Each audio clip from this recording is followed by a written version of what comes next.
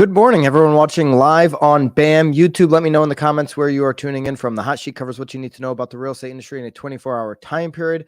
On today's Hot Sheet, I will cover the first home price increase in 8 months, homeowner percentage by generation, and our starter homes going extinct. All of that.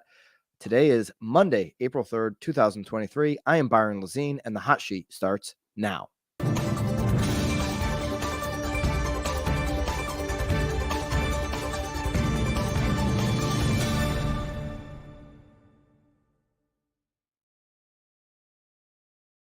Welcome back to another week of the Hot Sheet. Hit the thumbs up and consider sharing this with someone who wants a 24-hour look back on all things housing.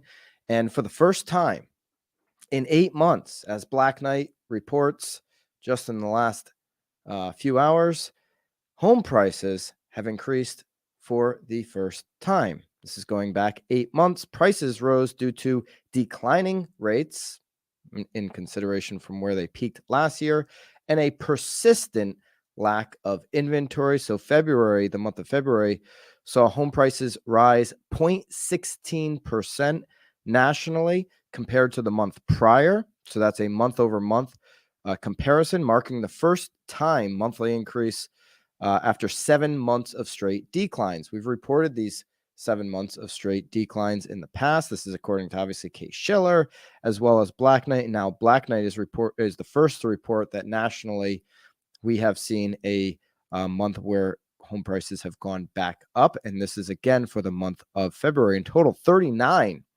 of the 50 largest markets saw home prices increase on an adjusted basis in February. Let me know in the comments if you believe your market is one of those 39, okay? Or if your general area or your suburb, wherever you are, if you saw home prices increase in February, let me know, and let me know where you're at in the country. To compare, prices fell in November in 48 out of 50 markets. So going back after we saw interest rates peak out at 7.37 last year, we saw 48 out of 50 markets in November see prices decline. And that's when all the basement 2008 trolls really started pounding their chest, because for the last 10 plus years, they've been predicting another decline in the market, and they thought they had their opportunity. But these home price declines went on a 7-month streak, and now, according to Black Knight, have gone back the other direction. We'll see if this continues. The purchase market increased when rates declined in the early part of the month, and borrowers were quick to take advantage of limited inventory. Andy Walden, Black Knight's vice president of enterprise research, said in a statement, in many areas of the country, that dynamic, low inventory, and a modest rise in demand led to an uptick in home prices. Okay. If you're a believer that this is going to happen, that home prices are going to go up in the spring, then you're a believer in what I believe. Sellers' best time to list their house is right now, because if home prices are going to go up through the spring, we're going to see those numbers reflective of today's under contracts, of April's escrows. This is the time to have your house on the market, being marketed, and going under contract. And if you believe the home prices are going to go up in the spring, those numbers of April, May, and June, those closings, are going to be reflective of the work that is put in today. So continue to encourage sellers that now is their best time. I'm not as bullish of the last 6 months of the market as I am here of Q2 as we start Q2. Okay. I have a couple charts down below today. All of our sources that are being used will be down below. What I was reading from there on the Black Knight report is from Housing Wire. CNBC also reported it early this morning as well. And I have a Black Knight chart down below that you can grab in our daily download every single day. If you sign up once, you get everything sent to you automatically. So we had a 1 month change annualized. And when you put that out into an annualized rate, that would mean if we continued to see this 0.16% increase month over month that we just saw from in February, that over the next year, we'd have a 1.9% home appreciation growth, home price growth. If we annualize that out over the next year, and that's what we continue to see 12 months, we'd have a 1.9% annual home price growth rate. Zillow just amended their prediction and does believe that will be between 1 and 2% home price growth. So this potential annualized home price growth rate would be in line with what Zillow's looking at. Okay. And again, for the first time in 8 months, we had a 1 month change into the positive.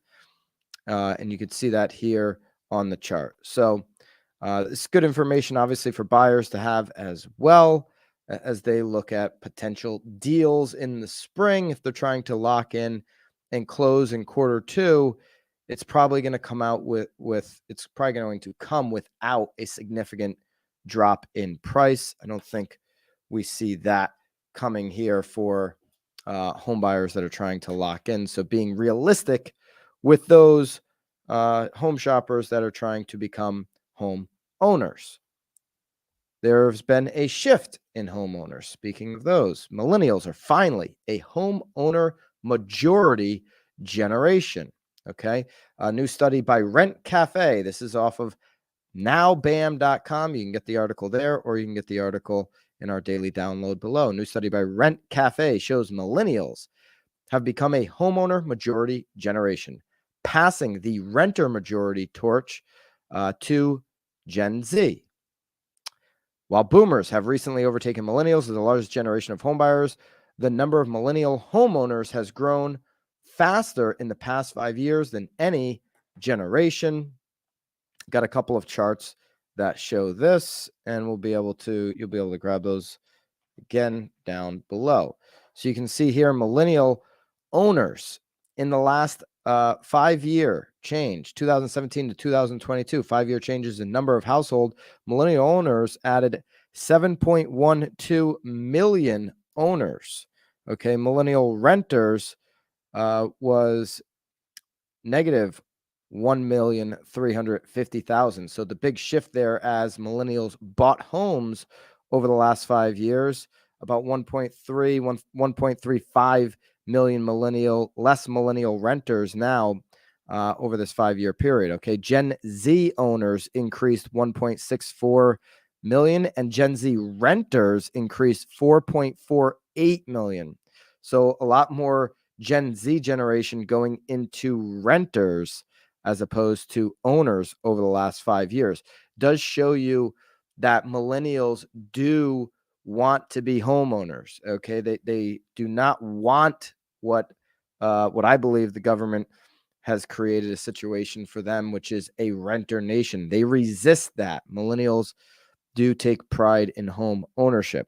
Gen X owners added 1.92 million, while Gen X renters lost 1.74 million. Baby boomer owners only lost 350,000 owners, and they lost 920,000 renters. So baby boomers, not a significant change. You can see that baby boomers are still the far majority of owners at 32.1 million homeowners across the country. Gen X owners are 24.4 million. Okay, so it was interesting to see Gen X was basically, or not that interesting, just like baby boomers, pretty much flat. Okay, so there you go. What you saw was Gen Z come into getting their own place, and that's where you saw the 4.4 million renters on the previous chart. Millennial owners now at 18.2 million. Still a lot of room for plenty of millennials to buy versus renting. We've just shifted over now. Over 50% of millennials are actually home owners, and then Gen X owners are 2 million over the next 5 to 10 years. We'll see some growth there for sure as Gen Z continues to age up. All right, that Rent Cafe study is available down below for you. You can get the entire thing in our daily download, or go to nowbam.com. You can also down below get the link for mastering the green screen. If you want to take your brand to the next level, specifically on Instagram and on TikTok, and you want the most viral source of views, it's going to be using green screens. BAM has put together the Mastering the Green Screen ebook. It's a free ebook. It's downloadable below or on nowbam.com. In this ebook, you will dive into green screen mode with confidence so you can create amazing videos that captivate your audience. Make sure you grab that down below. And what's going down below and gone forever is the $300,000 starter home. It is going extinct. The $300,000 starter home is going extinct. A renter society, not because of choice, but because of force. I retweeted when at News Lambert, Lance Lambert from Fortune. This is a Fortune article by Alina Botros, written just at the end of the week last week. I've been on this train for a while. I retweeted and it was like, I've been saying this. If you've been a follower of the hot sheet, you know how much I've been saying, hey, this starter home is non-existent. And so I thought this was a fascinating article to share. And the graph is fascinating. It shows the percentage of new homes under construction, which are priced under $300,000. I've been saying it's just, you can't find a good quality single family home, or really in some markets, any single family homes under 300,000. I know in Naples, Florida, it doesn't exist. You do not have under $300,000 homes. Where I'm sitting today, I'm recording from my Connecticut studio. It doesn't exist under $300,000 new construction homes. Let me know if in your market you're seeing under $300,000 new construction homes in your market. The two markets I'm most familiar with, Northeast and South Florida, doesn't exist. It's extinct, like this Fortune magazine article references. Okay. So housing data and consultancy firm Zonda tracks the entire building life cycle, beginning with what's happening with raw land, into how that land is developed, and then what the homes sell for. This includes new home projects across the country and the percentage of these projects under $300,000. In comparing data from February 2019, pre-Panny, and February 2023, Zonda found the share of projects under 300,000 declining across the entire country. From Texas to California to Colorado to Ohio, they are vanishing everywhere. San Antonio, for instance, experienced a 12% decline in the share of projects under $300,000 from February 2019 to the same month this year. Katie says, we have new homes in Iowa around 300,000. Does that mean 325 over 300? Or do you have some that are under 300? Katie says a builder who has inventory that hits under 350. So sounds like still above the $300,000 level. Correct me if I'm wrong there. Don't want to misquote you. Houston experienced a 16% decline, and Cincinnati experienced a 29% decline. Still, all three markets were on the higher end, with current share of homes under 300,000 at 34, 28, and 22%. So there's three markets that do have some market share under 300,000 with new construction. The share of projects under 300,000 non-existent, coming in at 0% for the markets of Riverside and San Bernardino, grouped together as one. Denver, Sacramento, down from 3%, 4%, and 2% respectively in 2019. So there are some markets like I'm referencing here in Connecticut or South Florida where it's just non-existent. You can't find something single family. I'm not talking condo. I'm talking single family detached home under $300,000. As of 2021, the real median household income in the U.S. was $70,784, according to the Census Bureau, while the average home value in the U.S. was $297,000. This is 2021.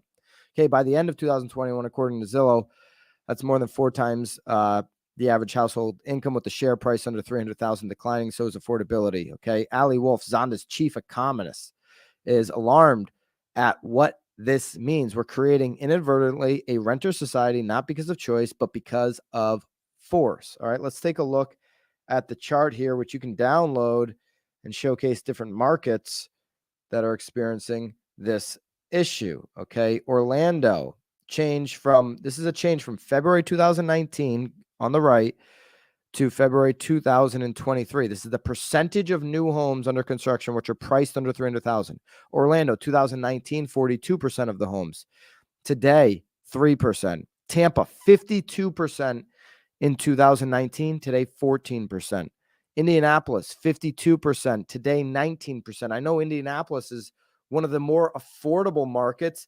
Well, now you have a 33% shift from 2019 to today in a new single-family home being priced under 300,000 in an affordable market like Indianapolis. Phoenix, 37% down to 4%. Atlanta, 43% down to 10%. Jacksonville, 50% down to 18%. Charlotte, 42% to 10%. Cincinnati, 51% to 22%. We covered that one. Cleveland, the land of the Cleve, 47% down to 19%. Austin, 36% down to 8%. Raleigh, 35% down to 9%. Sarasota, Florida, 28% down to 4%.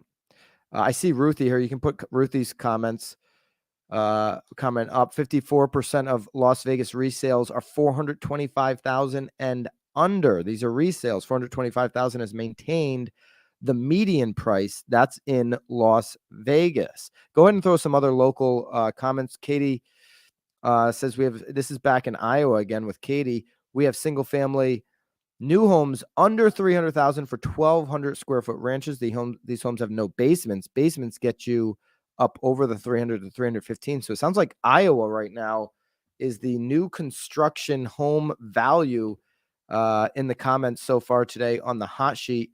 Matthew in Jersey, in my market, 512,000 is the average price for a 70-year-old home that needs updating. That tells me that in Nutley, New Jersey, where Matthew's chiming in from, that those new construction homes are probably over 600,000. Going back to the chart, Nashville, 32% in 2019 share of homes under 300,000 for new construction, now 8%. Columbus, 34 down to 12. Dallas, 28 down to 8. Las Vegas, 19 down to 1. Ruthie, does that sound right according to Zonda and Fortune? On the chart here for new construction? Can you get anything under 300,000 new construction, single family, not condo, in Vegas? According to this data, it's 1% of the new construction homes are under 300,000. Salt Lake City, 18% down to 1. Houston, 44% down to 28. So Houston and San Antonio, you can still pull it off.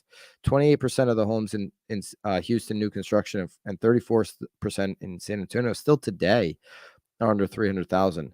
Baltimore and Minneapolis, you only had 12% in 2019. You're down to 1% and 2%. Washington, D.C., you only had 8%, down to 2% today. Portland, where BAM just was, you only had 5%, down to 1% today. And Denver's at 0%. Riverside and Sacramento all at 0%. Mark Davison, nothing livable on market here in Tucson under 300,000 unless you go way out. I was just in Tucson as well recently. My trip around the world here this spring, basically. And from what I saw in Tucson, I would definitely agree with Mark's analysis there. Really interesting chart. Kind of shows you where things are heading on the extinction of single family homes priced at an affordable rate under $300,000 in this country. If we continue to make it hard on the builders due to the regulations and due to local counties and governments really restricting their ability to produce an affordable product, that on top of, not incentivizing enough talent to go into the trades, that on top of supply chain issues, et cetera, et cetera, et cetera, these prices will likely continue to go up when we look at new construction in the future. And we know that we're 10 years behind on supply. So this will be an ongoing problem if we want to master affordability in this country, especially if people want their own yard and, space for the dog and all this kind of stuff. This will be an issue if we're just going to try to build apartments for everybody to become this renter nation. Quick little update on the economy that's buzzing around today.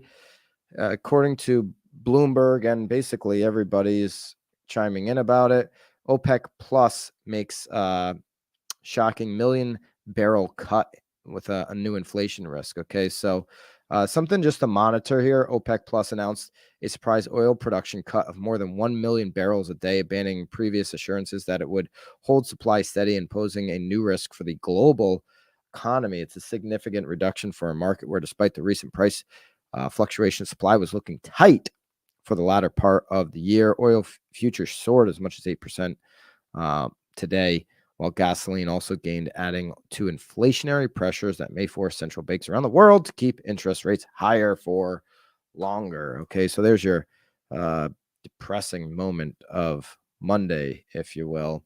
We'll continue to monitor that. I think, in America here, we could tap into our resources if we wanted to. I don't know where we're at on that. I'm certainly not an expert on that, but something to monitor as we continue to look at inflation as it impacts the overall market and certainly the overall economy, rather, and certainly the housing market. Okay, let's take a look at the 10-year today, because that's what's going to tell us where this 30-year might end up later in the day. 10 years back under, it's up a tick, but it's back under 3.5. Okay, so we're at 3.486. Was that the clap? Did we just do, what was that? What was that little noise I just heard? I don't know. Cooper's not listening to me. What was that noise over there? All right. Anyways, we're at 3.486 on the 10-year. Cooper was hard at work over there. There we go. Way to go. And then we've got our 30-year where we ended last week, 6.57. So we were above 6.5 all week last week.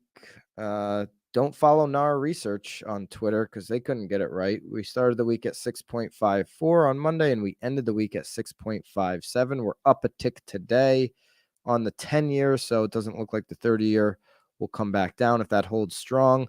But at least we had a predictable tight range. And from hearing from lenders, I don't know if you heard the same from your lender in your market, a lot of them were able to get under this 6.5 if they had really good credit. And a lot of them, felt confident about delivering accurate rates because of the consistency throughout the week. Matthew, any word on the lawsuit? Nothing off of, what we've discussed here. I did do a follow-up on just a little survey from 1000 Watt. That was really interesting the day after I did the deep dive on the hot sheet. And so you could definitely check that out. There was a lot in last week's hot sheet. If you missed any of them, consider listening to those on some of your drives this week. There was just so much there, but I do not have any update. There's nothing really new to cover other than speculation that has been out there for quite some time. Today, I'll encourage you to subscribe to this channel if you haven't already. We have an Overask podcast at 11 a.m. premiering. And if you missed the interview I did with Sharon Trevista, I did that live from the Turn On event in Portland, the 1000 Watt event that we were at just a couple of weeks ago. That premiered on the channel yesterday. You do not want to miss my interview with Sharon if you are in real estate, if you're in the real estate industry. Fascinating thoughts from him, and make sure you check that out at some point this week. That is all for today. Looking forward to seeing everybody here tomorrow on the hot sheet, where we go live every single Monday through Friday at 9:30 a.m. Eastern, 6:30 Pacific time. Until then, toodaloo.